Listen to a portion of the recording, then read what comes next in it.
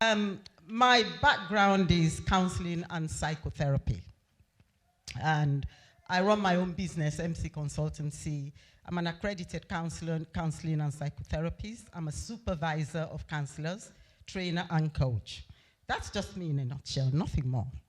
But today, all I'm bringing today is an awareness, because I've only got 1 hour, and I think half of that is for me to talk, and the other half is for questions, if there are any. So I I've condensed this as much as possible, just to call it an awareness. So the first slide, please. Thank you. What does awareness mean in mental health? Okay? Mental health awareness is the ongoing effort to reduce stigma around mental illness. It's just an effort. We have to continue to strive to reduce the stigma. And I believe that my people, especially a lot of black people, okay, regardless of whether they're Africans or not, I'm talking about BME, there is a huge stigma around mental health from my experience, personal experience.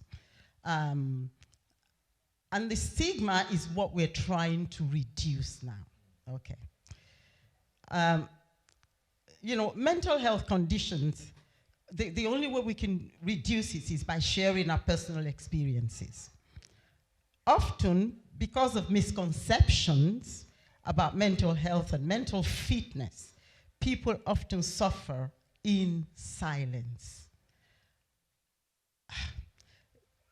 There are differences. Mental health, everybody needs mental health. We all can and must have good mental health, okay? And sometimes our mental health can suffer because of circumstances around us, social aspect, anything at all can cause us to begin to have low mental health, okay? Next slide, thank you. So, what is mental health?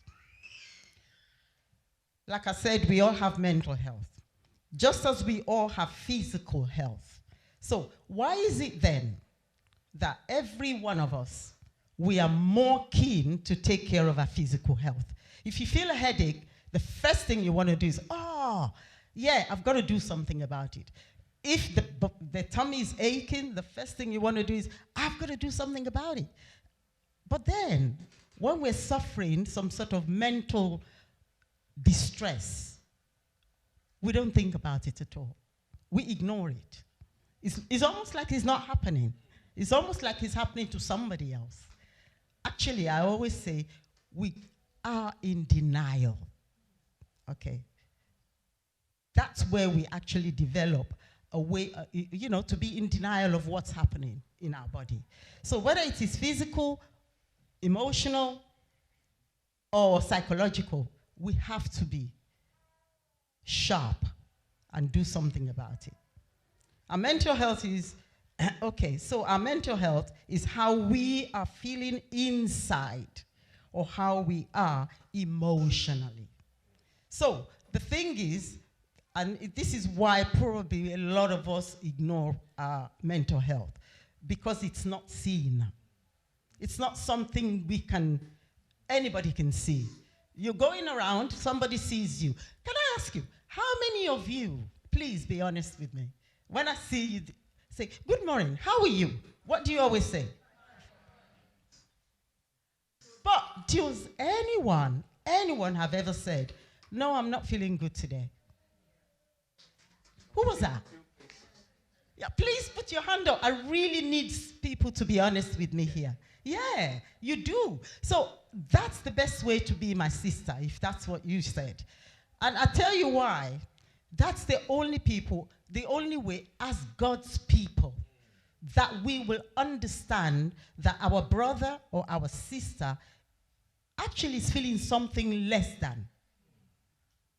How can you support someone if when they ask you, how are you, all you say is, I'm fine, and you're not? You can't be mind readers, Unfortunately, none of us can. So that's what I mean. So let's just go to the next slide. Thank you. The definition of mental health. I picked this one out of the WHO because it's just a general and it's easier to understand. Okay, according to the World Health Organization, a state of well-being, mental health is a state of well-being, which every individual realizes his or her own abilities. Do we understand that? Okay. If I ask you, what are you capable of? Do you understand what your capabilities are?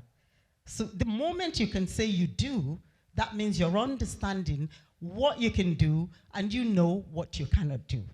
So what happens if we take on something that we cannot do?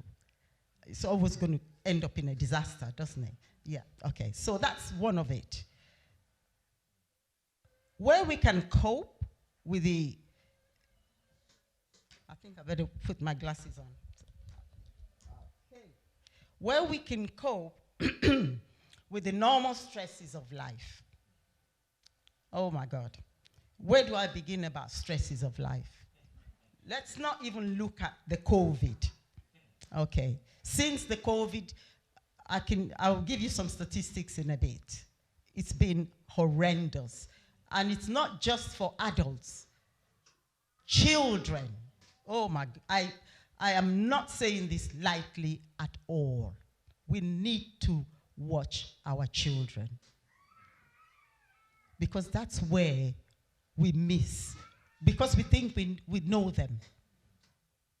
But we still don't know them. And children are usually the ones that the last people who know that they're going through some sort of emotional problems is their parents. Because I used to work with children a lot. And a lot of them will tell you, oh, mom and dad doesn't know. And you have to ask, why? Well, I don't want to tell them. They have their own reasons. Okay. So it's another way that we can work productively and fruitfully and is able to make a contribution to his or her own community. That is just a simple definition of mental health. But it's important to point out that even people in good mental health can often be sad. So let's just not be mistaken. Can be unwell, can be angry or unhappy. So what I'm trying to say is let us not label ourselves, okay? So when you're sad, it doesn't mean you've got mental health problems. God gave us, human beings, every one of us, the ability to have feelings. And those feelings, we must be able to express them. Whether you're sad, that's a feeling. Whether you're angry, that's a feeling. Whether you're frustrated, that's a feeling. Okay. Mental health includes our emotional, psychological, and social well-being. It affects how we think, feel, and act. It also helps determine how we handle stress. Okay, how we relate to other people, how we make choices. Mental health is important at every stage of life, from childhood and adolescent through adulthood. Thank you. Next one.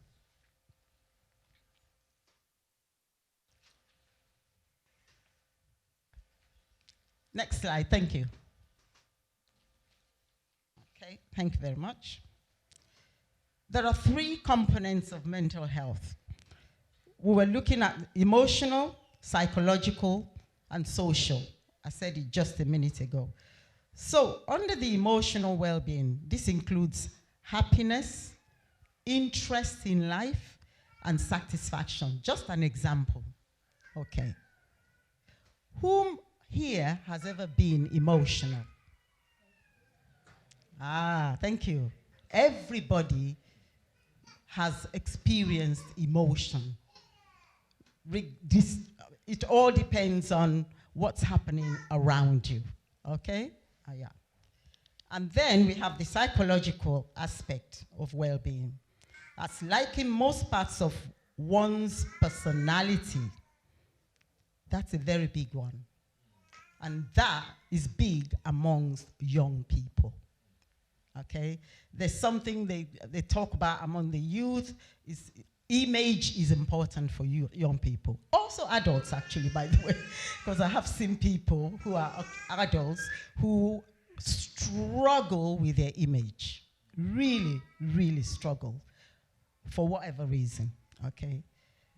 Being good at managing the responsibilities of daily life, having good relationships with others, and being satisfied with one's own life.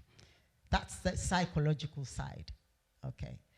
When we look at the social aspect, social well-being refers to positive functioning and involves having something to contribute to society.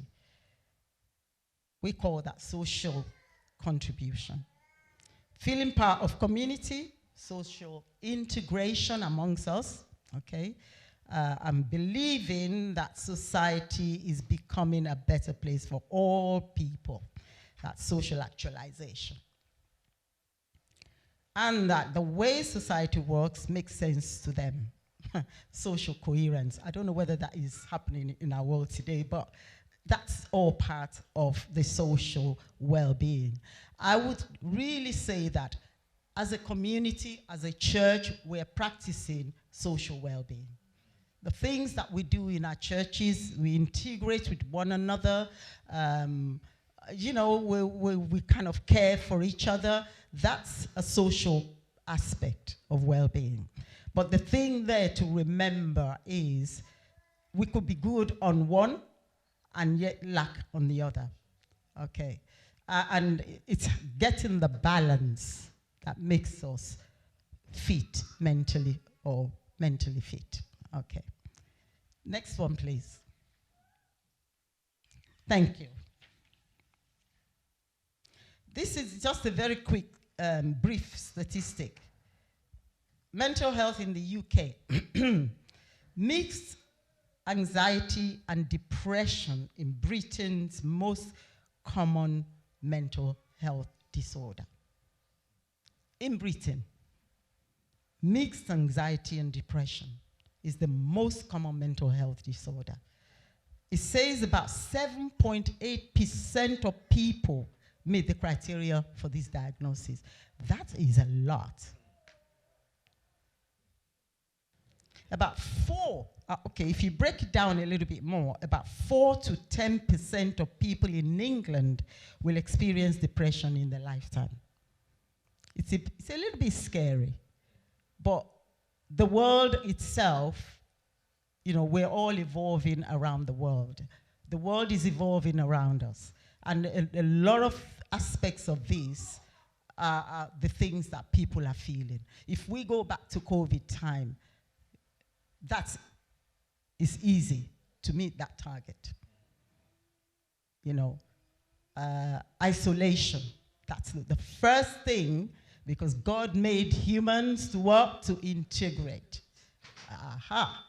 And then you put a woman or a human being in isolation, then you've taken away every control from them. They're no longer in control. Okay. God help us all. Next slide, please.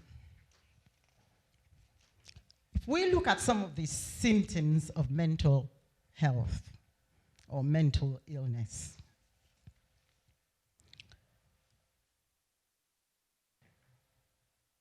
I'm going to read out some stuff, and then I'm going to ask if anyone has ever experienced any one of these. I really want us to be honest with one another. There's nothing to be ashamed. Or you can actually take the root of what Pastor said. You can say, it's not me, but I know someone who has, if you know what I mean. I like that one. Okay. Confused thinking or reduced ability to concentrate. Okay? They are just symptoms. All right? Just symptoms. That's what you will start to experience. Excessive fears or worries or extreme feeling of guilt. It's amazing what the feeling of guilt, how it can affect our mental health. And I'm telling you this from my own personal experience. And I'm able to when I feel guilt, I have to ask myself, where is this coming from? Once I do that, I'm able to find the source, and then I'm able to deal with it. Okay. Extreme mood changes of highs and lows. Withdraw from friends and activities. Significant tiredness, low energy, or problem sleeping. Detachment from reality when we become delusional. Okay? Paranoia or hallucination. Inability to cope with daily problems or stresses. Trouble understanding and relating to situations and to people. Major changes in eating habits. Whether we overeat or we undereat, trust me, it can be excessive. And I'll tell you a little bit about why. Excessive anger, hostility, when we are hostile, or violence, okay? Suicidal thoughts or suicidal thinking. There again, that is so prevalent amongst young people. Okay. Parents would not be aware of it, that some child got to that stage where the thinking, we call it suicidal ideation, thinking that, oh, I might as well end it. What's the point of being here? Because somebody doesn't do this or that. Yeah, yeah, that happens. Okay. Can I ask, has anybody ever felt one of these at any point in time? Thank you. Thank you. Can I ask you, may I ask your name, please? What's your name, man? O'Shea. Okay. Thank you. Can you just say what happened to you, if you don't mind? Yeah. Thank you. Go ahead.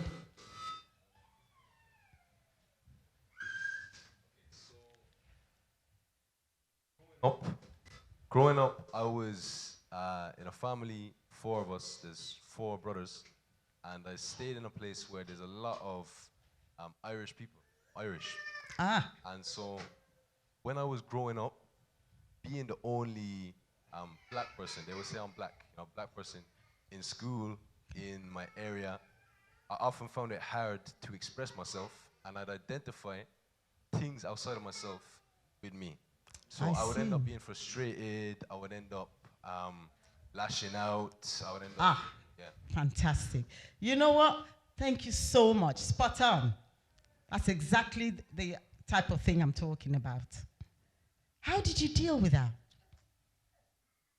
How did you? Firstly, I have a very great mother. I have an amazing mother. Awesome. It helps me a lot. Awesome. I understands. Yeah. But, the way I dealt with it then, briefly, was I would lash out. I would behave badly, and Yeah. Now, how I deal with it is I just I understand that I'm unique. I'm made in the image of God. Yes. And understand that also that people go through the same things. Exactly. You're not alone. You are not alone. Okay? And I noticed that because you were in the minority, that put you at a very high risk, didn't it? In the minority. Thank you. Can we just give him a clap? Because I believe that was great confidence that came out. Thank you, Shin. Thank you. Yeah. Anybody else? I just need one more person who's experienced anything here that I mentioned, anytime in their lives. Yes, sir. I see some at the back. Thank you.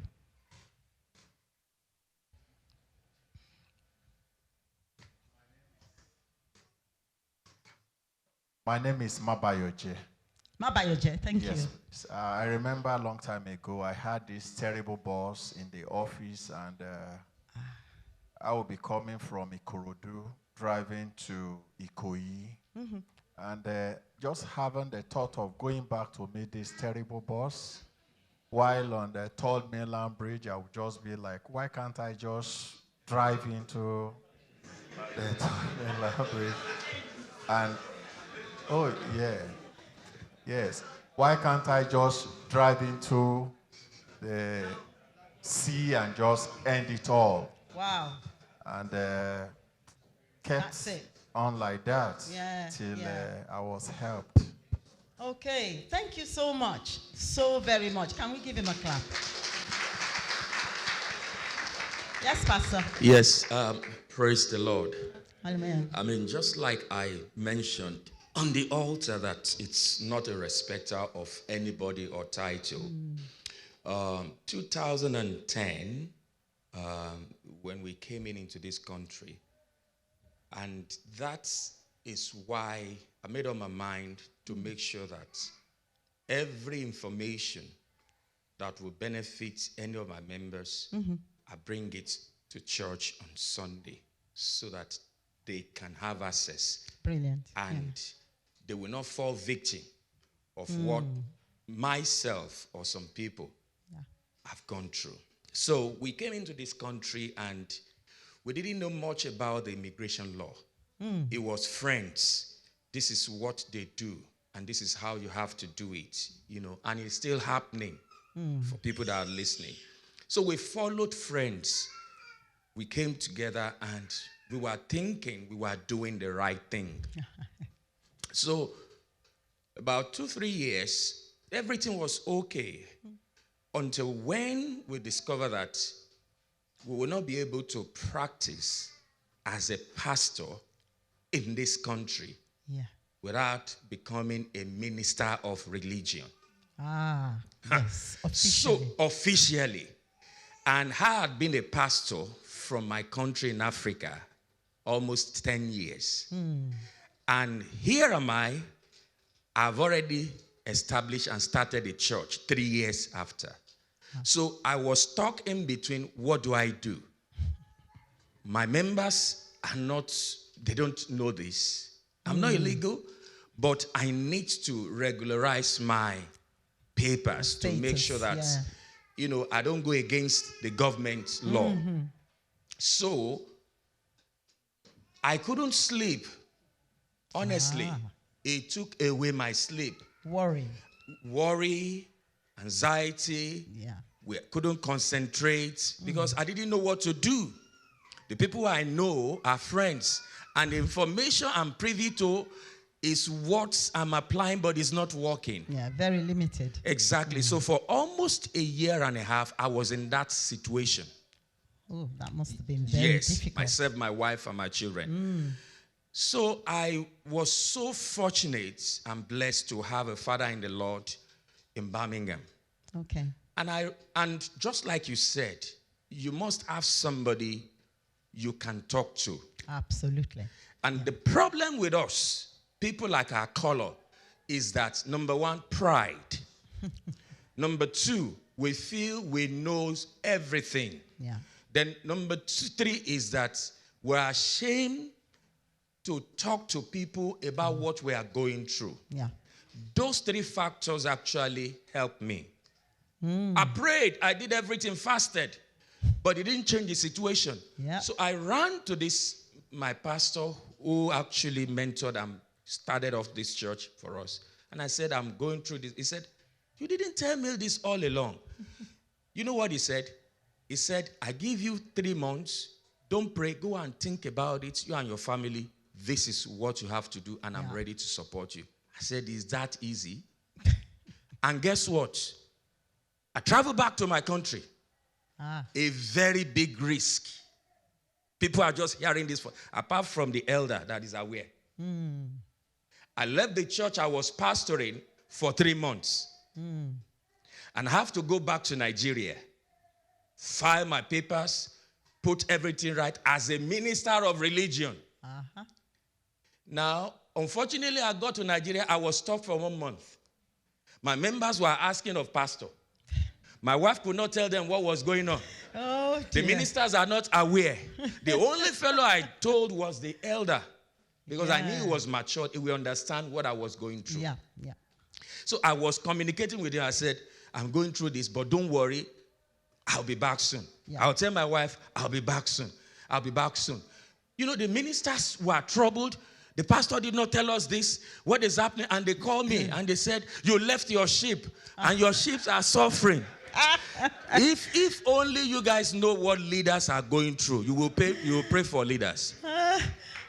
You know what, Pastor?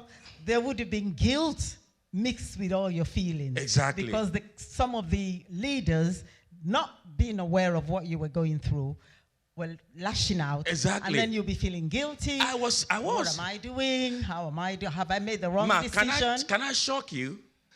Every members and my ministers, they will come and pray and said they are going through this immigration. They have this. And they were getting their papers and they were coming to share testimonies on the altar. Now, how do I stand up and disclose my status? Yeah. Even though I'm not illegal, but I want to that. You understand? So it was a burden. Yeah. It was like a big issue for our family. Mm-hmm. Now, I'm sharing this openly for people to understand. So there are people going through it. Yeah. The truth is you need to speak out. Yeah. So I went to that senior pastor. He said, 3 months. I went to him a month after. And he said, get these papers ready. You have not done anything wrong, but you'll get it. And I went back, wrote a letter, spoke to Nigeria, our mission and everything. 3 months, I came back. Guess what? I'm not the only one that knew that something has changed. I stood boldly, my administration changed. The way I speak, the way I minister, the way I do things, then the minister knew that something was wrong. Then I came out to tell them and said, I was going through this for almost a year. That's right. Nobody knew about this. Oh, awesome. Oh, my God. Thank you, Pastor. Honestly, this is what reality, it's reality you're looking at there. I mean, when you said something changed, you became more confident. Before, there would have been a difference. How you were before and how you are when you got everything that you needed. You were bolder, more confident. And you know, and that's exactly what I'm saying. I didn't even know this at the beginning. I was saying we need to speak. You have to have someone you can trust. All right? Well, I know that we've got values, okay? We were raised with certain values. I'm going to have to speak for myself, actually. I was raised as a Christian from when I was born. My parents were Christians.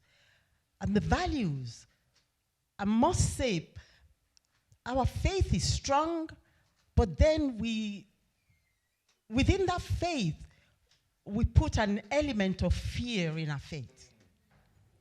And God has not given us the spirit of fear. Remember that. What did he give to us? Sound.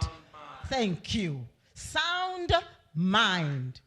That's mental health. Okay? It's there in the Bible. So because we are so scared and fearful, we are closed. Completely and utterly closed. Or we put a brick wall so that the next person can't see what we're going through. All right? And that's how I grew up myself until I started to realize that fear is one thing that debilitates anyone. It crushes you. It actually demobilizes someone. You would not be forward thinking because you're too scared of anything or everything happening. So I just want to encourage you, brothers and sisters, right? Let us, I understand we have cultural values, but let us also be practical, pragmatic, proactive in everything that we do. So let us look. Next slide. Thank you very much.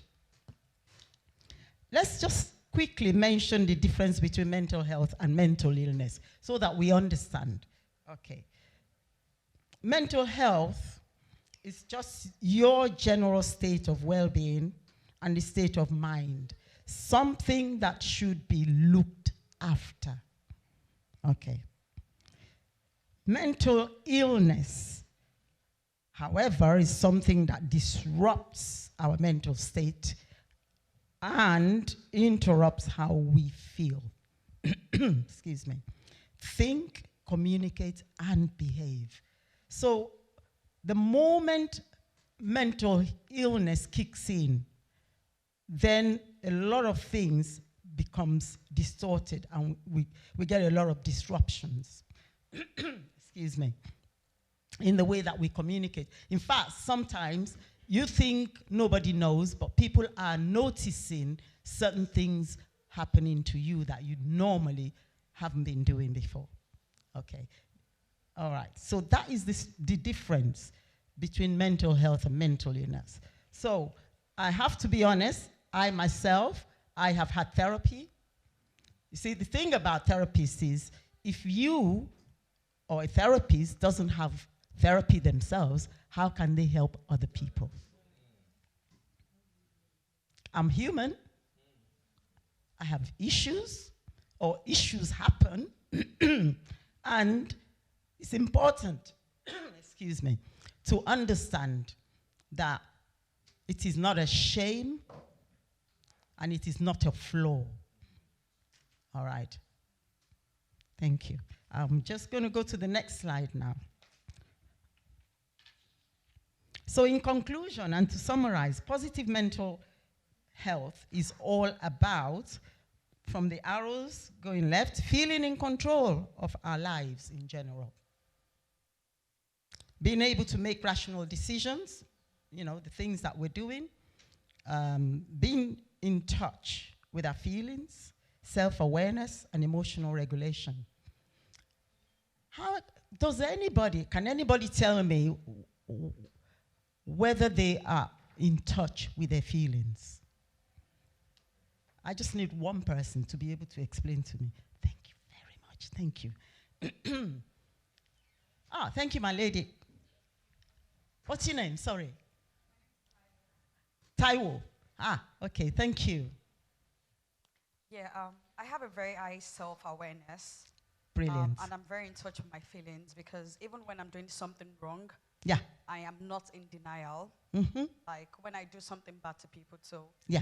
Even if I don't want to admit in front of them, I tell myself that, you know, what you did is actually wrong. Maybe a few days later. Yeah. And I just tell myself, you need to work on this, you need to work on that. So I am, even my bad attributes, I am not in denial of them, like, at all. That's a very big one. Thank you. Can you clap for Taiwo? Thank you, Taiwo. Yeah, yeah. You don't need anybody to tell you you've done something wrong. You tell yourself you have. Brilliant. Thank you. Okay. Being able to form positive relationships. You know, some of us find it very difficult to relate to somebody. I don't know if you're aware of this, but over the years in my own life, I can say that there are some people I have met that finds it so hard to hold a relationship. And it doesn't matter, I'm not talking about romantic relationship, I'm talking about relationship in general. They're always having something wrong with somebody else or somebody else or somebody else, and life just revolves like that, yeah? Okay. Feeling good about ourselves. That's self-esteem, just like Taiwo said. Knowing how to look after ourselves, self-care. Now, that's one aspect of mental health that is so easy to spot. When you start to see someone looking unkempt, all right? Disheveled, you know, putting on clothes that are not, you know, ironed, having a wash. When the self-care starts to become really poor, you can notice it easily that way. That's one aspect that is quite easy to notice. Okay. And knowing when and where to seek professional help. having said all of this, it's important to know where to go, who to ask, or how to go online and know what to put on Google to find out. So, before I get to the last bit of where to go to, I just want us to see the 5 steps to mental health and well-being. At least we can try some of these things. Maybe we're already doing this, okay? Because there are some people who are already actually looking after themselves, okay? So it's about connect, be, take, learning, and give. How do we connect? We connect with people around us. Family, friends, colleagues, neighbors, building connection in any possible way. You guys are connecting already. So that's why I said things are already being done. Be active. Discover a physical activity you enjoy and fits your level of fitness.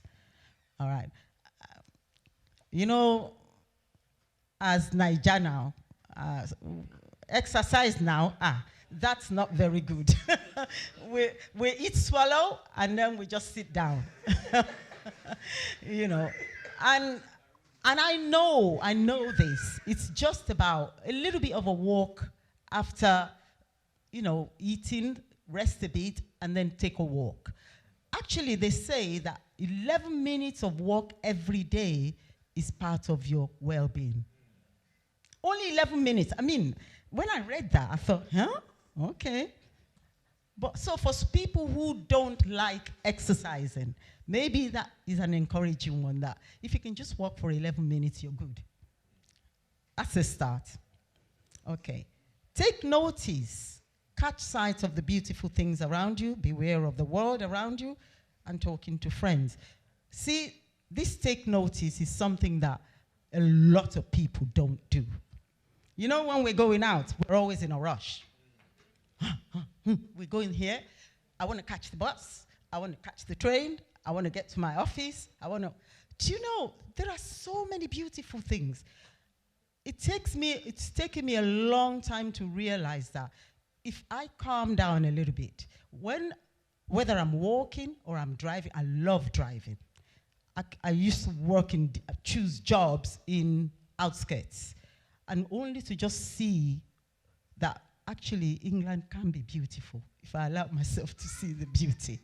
The birds, anything that you can see, nature, these are God's creation, and we need to be aware of them and to understand that they're really good for us and we're good for them.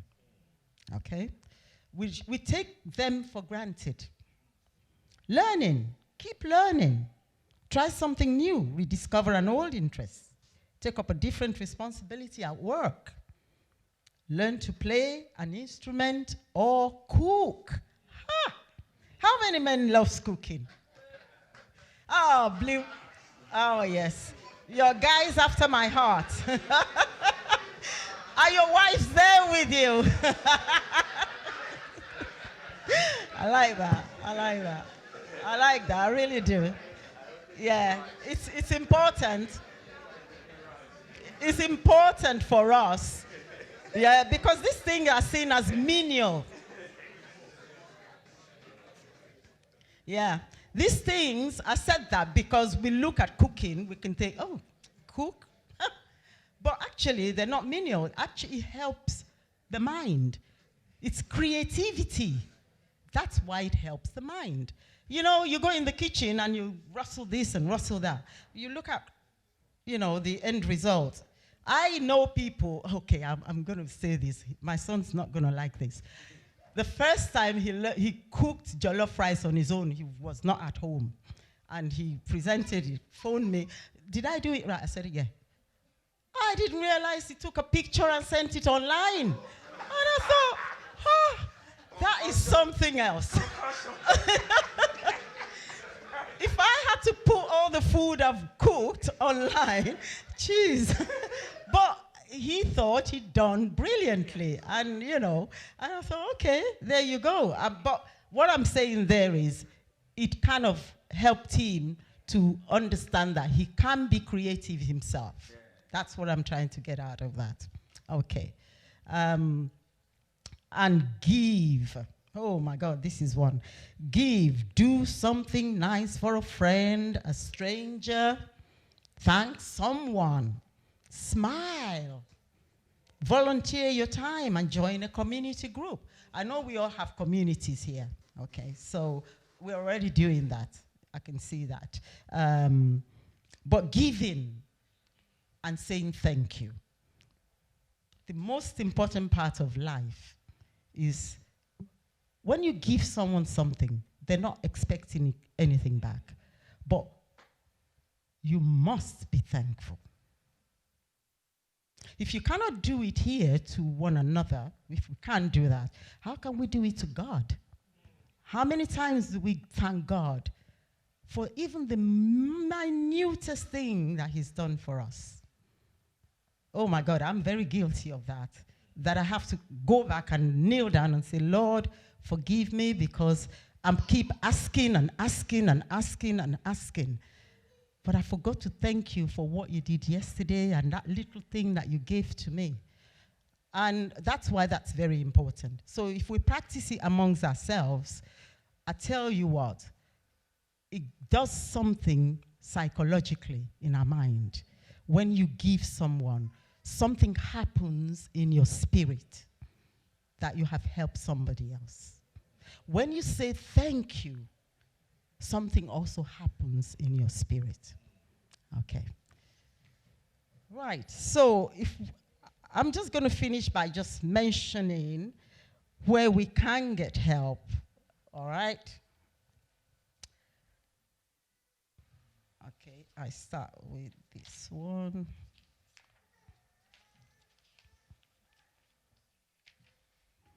Okay. If it's an emergency or you need urgent help, I would say the only one to do is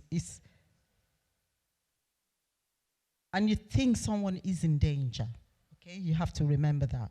First thing is call 999 or go to the A&E, because the danger bit is what makes you think first that this is a real emergency.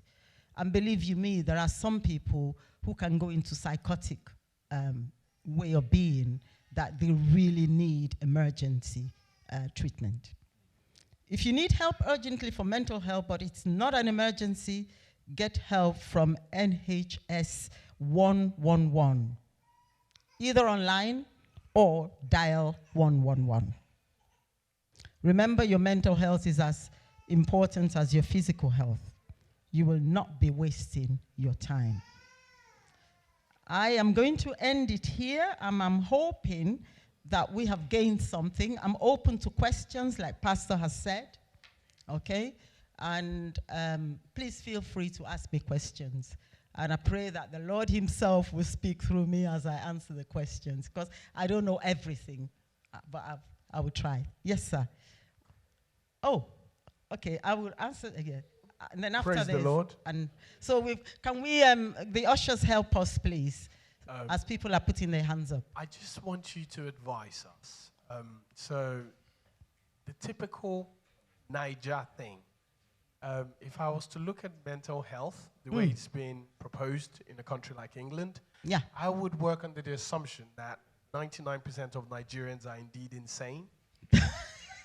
Now, and I say that with all sense of responsibility, being that I lived in the country for a very long time and I know the way people will react under normal circumstances.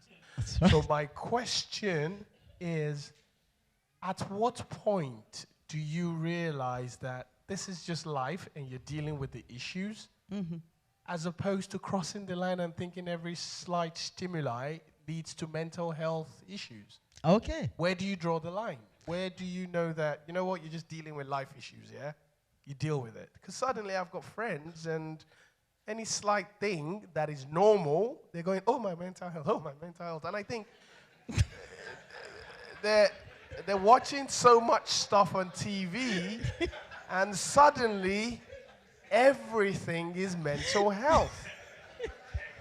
So please advise us, Oh my God. where do we draw the line Okay. between normal life issues and normal human instinctive reactions, and you're going bonkers. Okay. Thank you.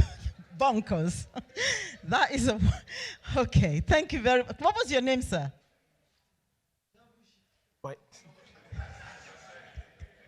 My name is Bankole Afilaka. Bankole? Afilaka. Thank you, sir. Thank you. I get what you're saying, okay? Very thin line. Okay.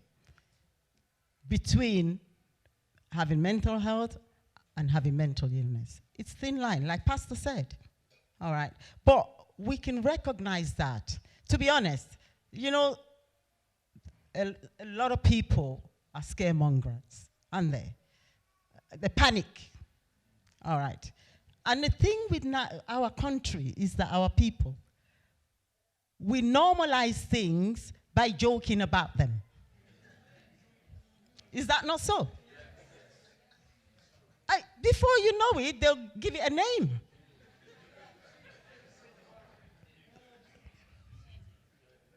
And this is the reason I'm doing this. I'm thanking your pastors and your leaders for allowing me to do this. We cannot joke about everything. All right? I haven't got any problems with joke. I mean, there's so many things that I've even lost touch with some of the jokes, and I'll go, what?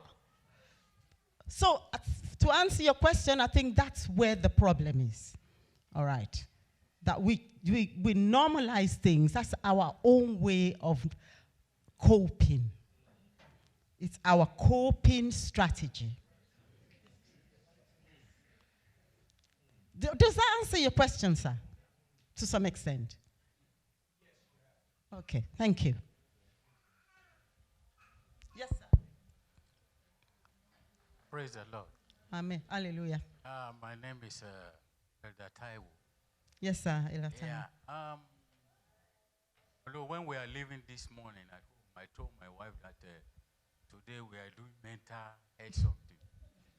The way he think of it, he thought it's the other with mental illness, like madness. I said, so hello. So Okay. I told her it's not that mental illness you are thinking of. I said it's mental health awareness. I said, okay, everybody has a mental disorder at times, maybe 1 minute. No. When you are hungry at times, if it's too much, it will affect your brain. So from there, you cool down. So my question, and although I do mental health, there's one question I used to ask them. Within a second, it can happen. Yeah, split of a second. It can happen within a second. Fine line. So I think it's everybody here. There's something they miss. Mention something about UK generally is increasing. There is no how this debt collector, if they send you a letter, your system will change. Oh, so, hello everyone. Hello. So your system will change. And it can resort to anything. That's second. Yeah. It can resort to anything. Yeah. So they are still omitting it. I don't know, you are a consultant, how you can pass it to them that they should cancel these people because immediately you get that letter, the system will change. And it can resort to mental illness. So I don't know how we can do that. Do you know? It will still be increasing in UK until they stop them. Yeah. So that's just my do this thing. Elder Taiwo. Yes, sir. To some extent, I agree with you. To some extent. But believe it or not, debts constitutes, that's part of our social. You know, I said emotional, psychological, social. It's part of that. Debt can be one of the highest contributor to mental health. And it's relevant who you are. Whether you're green, yellow, whatever color, okay? And yes, I agree with you. Debt is something that can crush anyone. But I think the main thing is to work out how to not get into debt in the first place. How do we try, all right, to minimize, to cut my coat according to my size?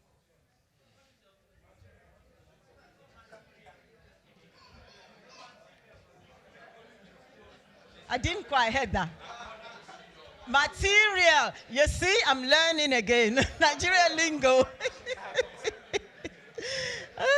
Thank you, ma'am. All right, thank you. Oh. Hallelujah. Can I just ask a question? Yes, ma'am. Do you think the weather contributes to the madness in this country? To the mental health in this country. I ask that because when it's becoming summer, everybody feels alive. So is there a part of the weather that you think causes mental health, ma'am? Absolutely crucial question, ma'am. Thank you. It sounds funny, but you are very right to ask that question. There is something called winter blues. Okay. Mental health, of people's mental health can increase from not autumn, but in the winter months. Does anybody know why that is? Thank you. That's why they use the darker days, okay? It gets dark very quickly. In the morning, it gets light. Yes. So it causes, that's why they call it winter blues. It can cause depression. Especially for people who are alone, who haven't got a lot of people. And if somebody's already got problems that they're dealing with, those months can make them feel more suppressed. Okay, and more depressed. Very crucial question. Thank you, ma'am. Please, do we have questions that have been written? There was a lady at the back. No, okay. Praise the Lord. Hallelujah. My question is, you spoke about being in touch with your emotion. Yes. Now, my question is, can you be too in touch with your emotion? When I was young, I'm saying I was a very reserved, quiet person. But it is people that made me turn the other way. Because I realized we will have an argument. I don't agree with what you say, but because I don't want to hurt you, I won't tell you. I'll now go home. In the bathroom, I'm thinking, oh, I should have said this, and then said that. I have sleepless nights where I'm still going through it. So now, when I tell you how it is, I don't even care how you feel. I care, but I don't know how to put it. I care. Now, it has become an issue with my husband. He tells me, when we have an argument, chill. Let's go and think about it. Me, I want to tell you how I feel. I want us to sort it out then. He can take a month. He can take a month, think about it, dissect and everything. And I'm thinking, what? I don't understand. How is your brain functioning? If you step on me, I want to tell you you stepped on me, say sorry. Whereas for him, he's like, you don't know what that person is going through. Calm down. Let's go home and talk about why they stepped on you. I'm like, no. So, like she said, oh, you're in touch with, I just want to ask, can you be too in touch with your emotions? Okay. So, thank you. What's your name, lady? Nifemi. Kemi? Oh, Nifemi. Ah, okay. You know what? Again, significant question as well as all the ones that's been asked. What you've just expressed, Nifemi, is that you have learned to express your feelings. Okay. You have come to learn over the years as you were growing up to be confident enough to express how you're feeling at a point in time to people. That is brilliant. Really, really good.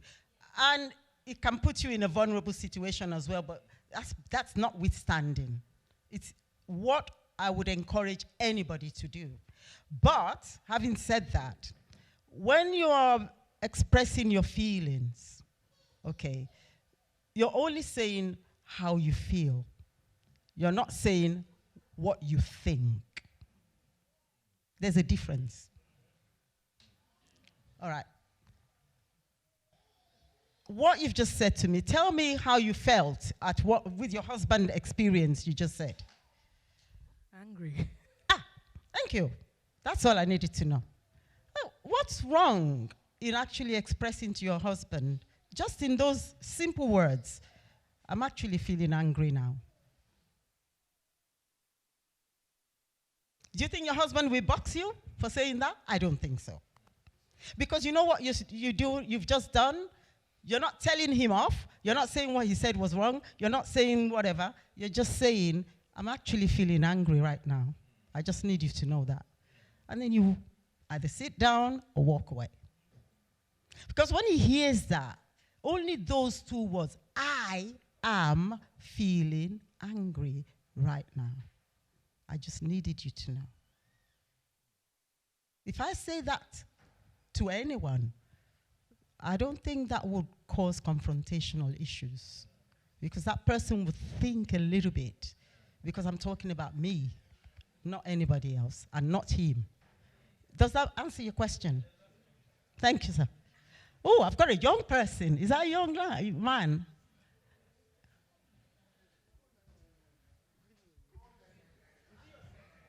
How are we doing for time, sir? Because how many minutes have I got? Because we... Good morning. Hello. Good morning. My name is Nathaniel. I'm 16. Your name is? Nathaniel. Nathaniel. Yes, thank you, Nathaniel. I'm 16. 16 years of... Yeah. Thank I you. have this friend.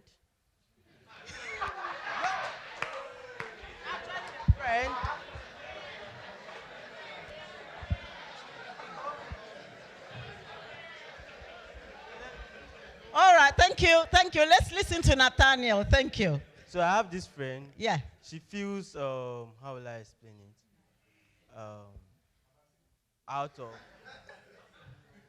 She feels out of the world. She doesn't feel wanted. One, she said when she was giving birth to her father wasn't around. Her mother never treated her well, and she has an elder sister which she thinks they prefer over her. Okay. And she just wants to leave the world and think that everything is going to be better without her and everything. So I was trying to encourage her. I didn't know. I was chatting with her one time, trying to encourage her. It was the next day in school, then she told me that she was with a knife already while I was chatting her. But I didn't know. But I think I was able to discourage her from using the knife on herself. She used to search on Google where to cut the vein, how to die. I'll be like, instead of searching on how to cut the vein, search on this. I've told her everything I know, everything I used to help myself. Yeah. And I'm running out of ideas. I don't know what to tell her. Because... Thank you, Nathaniel. Because I'm a very positive-minded person. Yeah. When you tell me I can be playing, people can be shouting on me and say, you did this, you did that. I will tell myself because I'm the best. So yeah, everybody really seems to find a problem with the best. Yeah. So, but then I'll try to get her mind to think like that, but I realize that not everybody is like me. So how do I help her and come out of my positive thinking into her negative thinking to bring her to my positive thinking? Oh, well done. Thank you. Okay. Thank you. Okay, Nathaniel, you are doing a great job with this friend of yours. I have to say that. That's what I said earlier on, that a lot of young people, right, are going through a lot of stuff, whether we like to believe it or not. Okay. And the most important thing, what I'm hearing, Nathaniel, is that your friend is self-harming. She's going through quite a lot of emotional stuff at home. Does your friend's parents, are they aware of what's going on? Huh? So obviously she wouldn't tell them. That's what I'm saying. Aha. So they're not aware, obviously. Is your friend your age group? No. She's too Younger? Older? younger. Okay. I don't need you to disclose anything. I just wanted to have an understanding in my head. The first thing you need, the best thing you can do for your friend is to advise her to make a phone call. Okay? There are places that you can call, like the one I've just given to you, the 111. Okay? She can do it online. And it's talking therapy. All right? And they are very, very, very good with anybody, children, young people, whoever. Okay? So it's very easy number to remember. 111. Just dial it, follow it through. If you're using a phone or, online. Okay. Your friend can get professional help. That's the main thing. You cannot help her. Okay. You have your own issues. You can support her in the best way you can, like you're already doing. Okay. And encourage her. But she needs professional help, especially with the self-harming. Is that okay? Do you think it's something you can encourage her to do?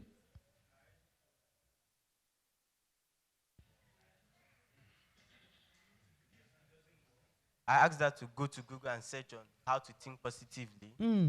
That's what I do. For her, it doesn't work. I say, okay, listen to music, do this, do that. But she keeps saying it doesn't work.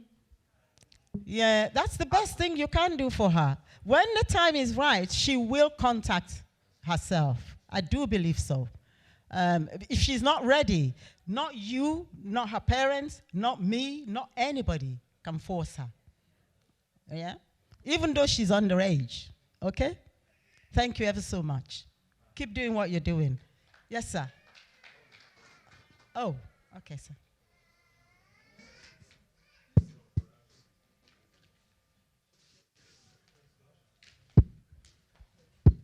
It's good. Hello. We talked about the symptoms. There's something that really caught my eyes about, self-care. When you talked about someone that doesn't take care of themselves, maybe not having a clean shave, not dressing well, not wearing iron clothes, and things like that. It could be a symptom. And maybe it is actually not, because the person is naturally dirty. Okay.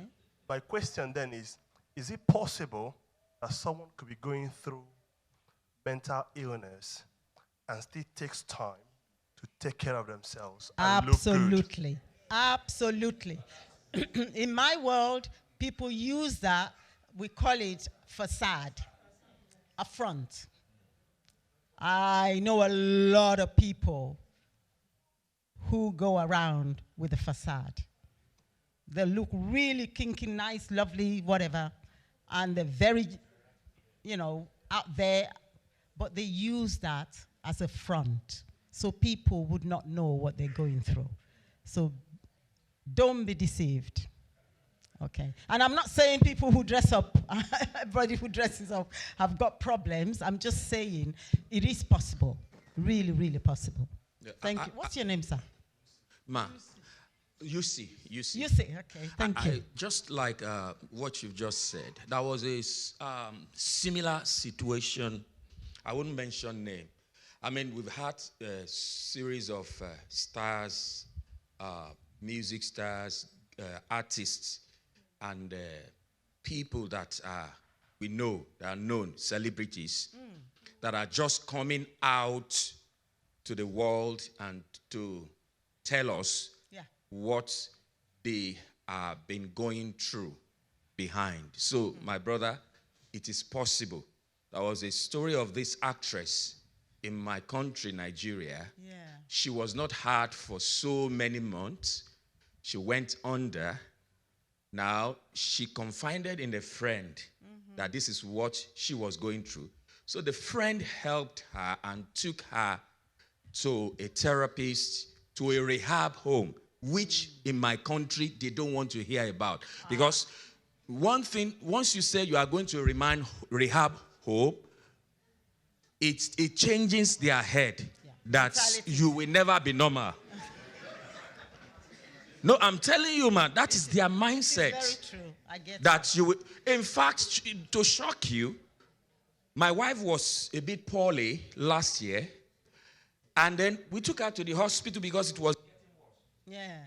My sister-in-law got to know. She cried. Why hospital? Why did you take her to the hospital? Isn't that bad? And I said, calm down. What is wrong in going to hospital? You don't want to tell us. They told the auntie. That one said, you have killed me. Eh? You are hiding things from us. So I think that is, like you said, the society. Eh? No, I'm not saying they are mental. that is that is the society we all grew up from. It is. Just like what Chief Bankole just said. Exactly. Now, when you come from that system, a Bishop Idausa said something.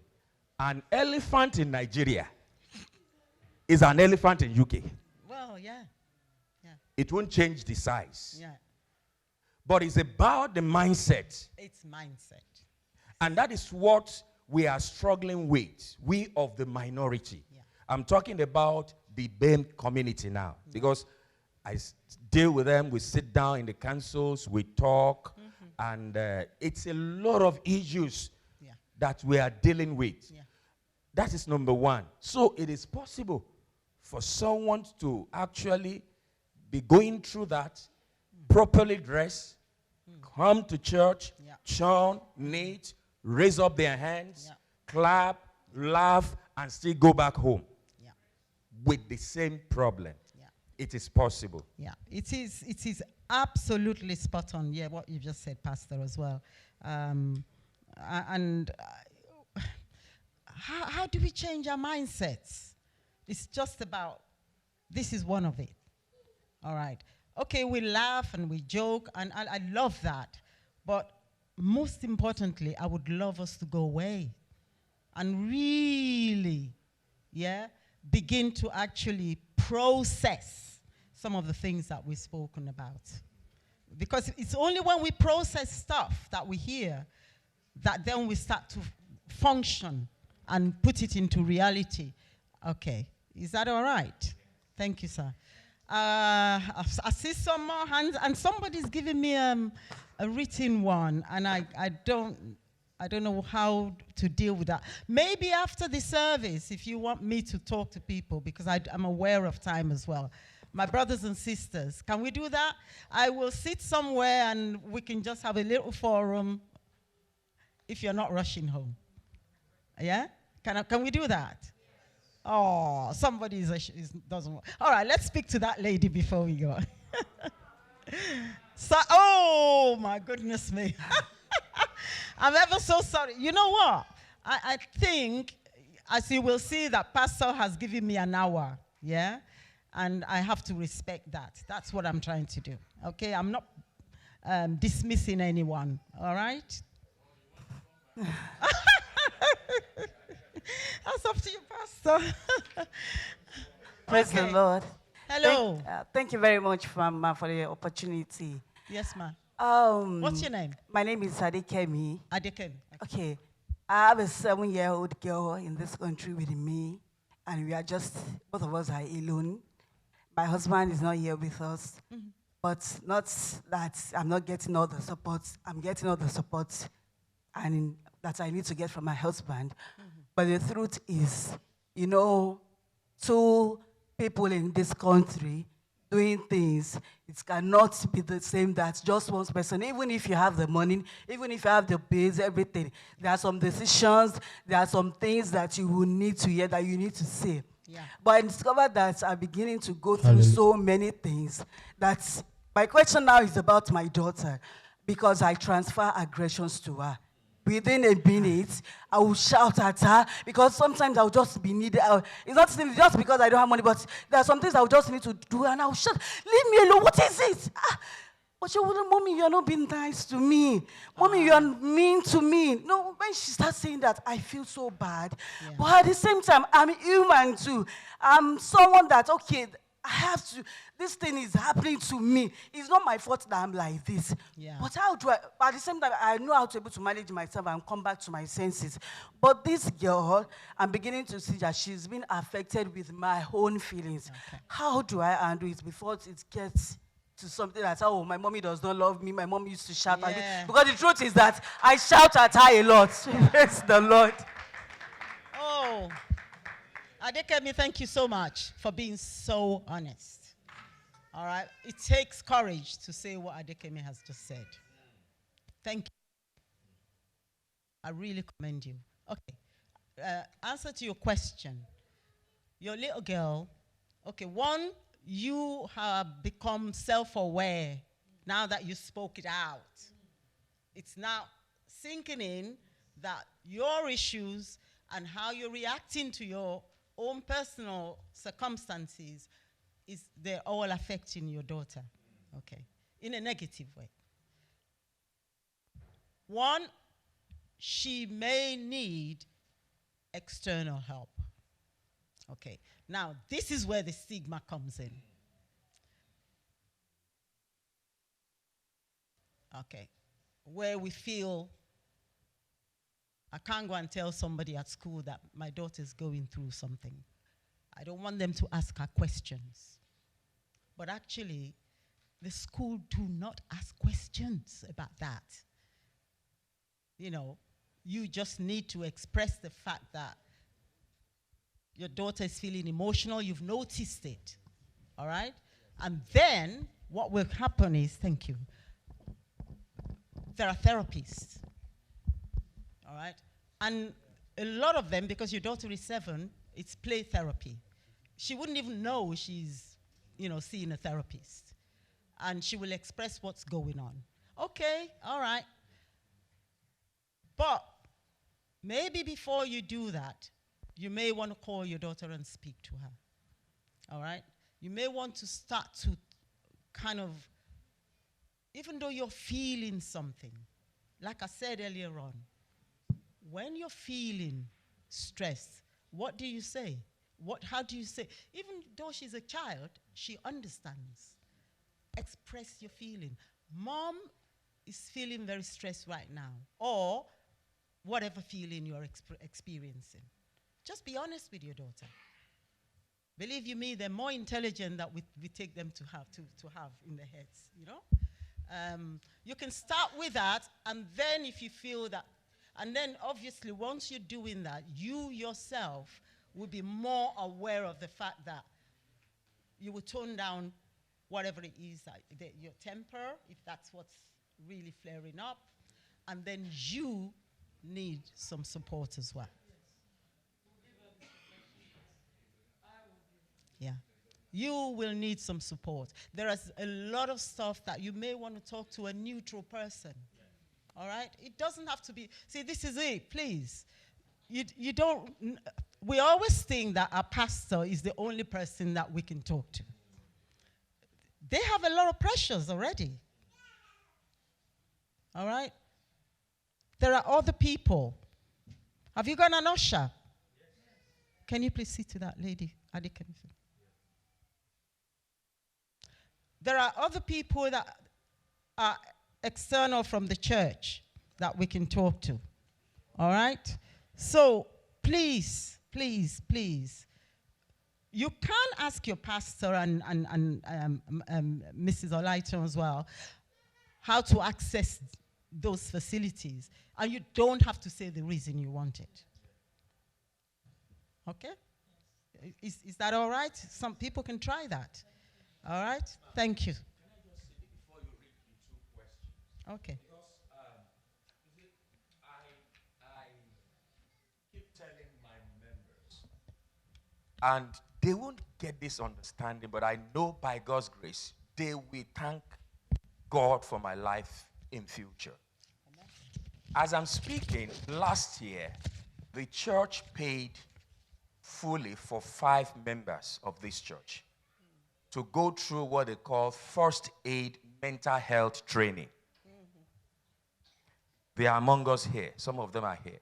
Yeah. In fact, I get information from some of them with what some of the members are going through because we are taught how to recognize the symptoms. We are not practitioners. We are told all we need to do is to recognize and signpost them to the appropriate organization.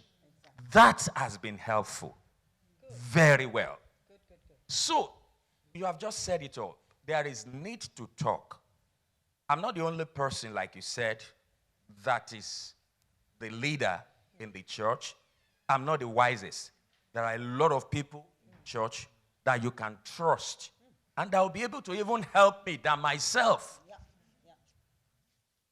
So, generally, I'm saying this. We are a family.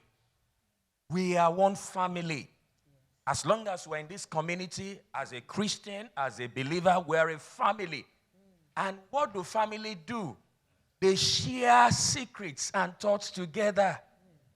We come to the table, we quarrel, we come back. Because that's what family do every time. Families have to trust. Exactly. One another. Trust is the biggest issue.